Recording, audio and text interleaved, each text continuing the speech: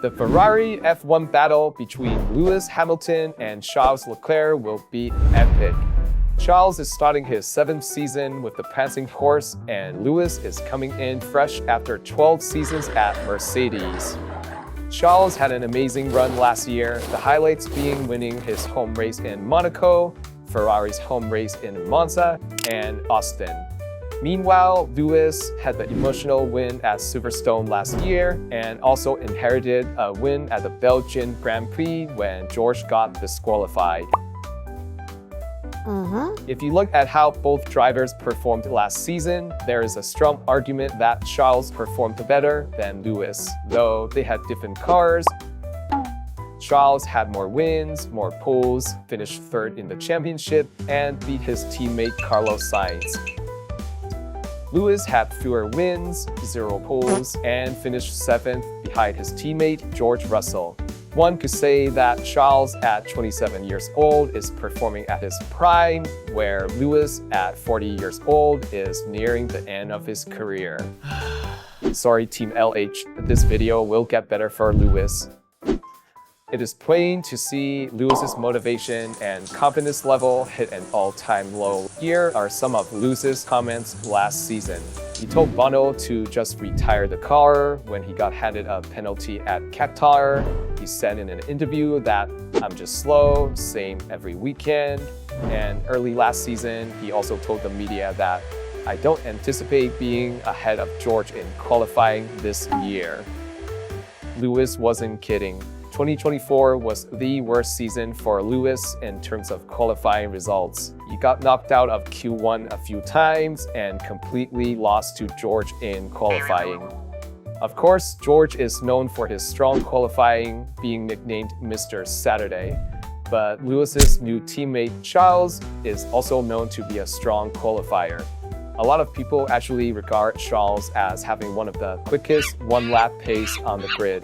But don't worry, Lewis fans, because as they say, points are won on Sunday and not on Saturday. And Lewis's race pace on Sunday is unbelievably quick.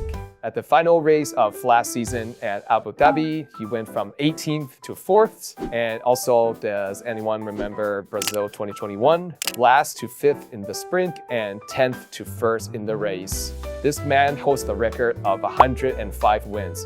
He knows how to race. Okay, Lewis, it's hammer time. Conversely, while Charles does well in qualifying, that doesn't usually turn into a win. In fact, Charles's pole to victory conversion rate is only 19%, the worst of any driver with 20 or more poles in Formula 1. Lewis's conversion rate is at around 58%, and Max is at a whopping 80%. The insane fact is that Max has won more races from Charles starting on pole than Charles himself. Think about that. Now, let me hit you with a fun fact. Lewis Hamilton's winged logo that you can see on his helmet is actually supposed to be a panther. According to the designer, it is actually a panther emerging from the dark shadows just before he takes his prey. Do you see it?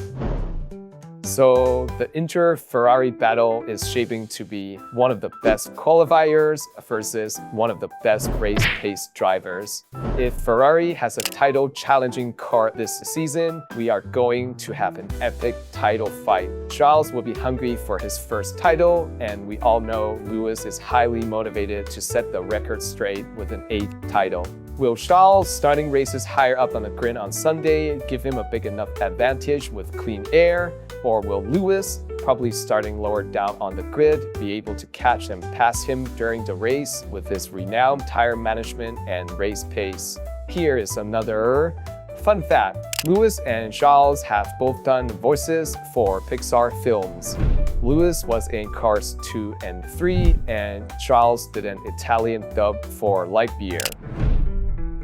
Back on topic, Charles may have a slight team advantage being with Ferrari for so long, and Lewis will need to adjust himself to the new team environment and race engineer.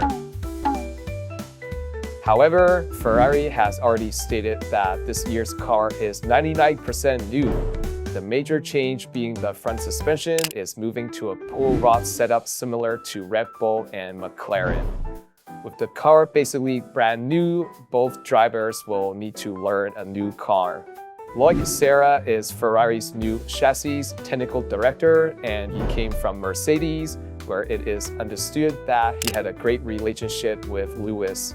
It is reasonable to think that they would develop a car that would be compatible with Lewis's driving style. Here is another fun fact. In April of last year, Charles and his girlfriend Alexandra adopted a miniature long-haired dachshund named Leo.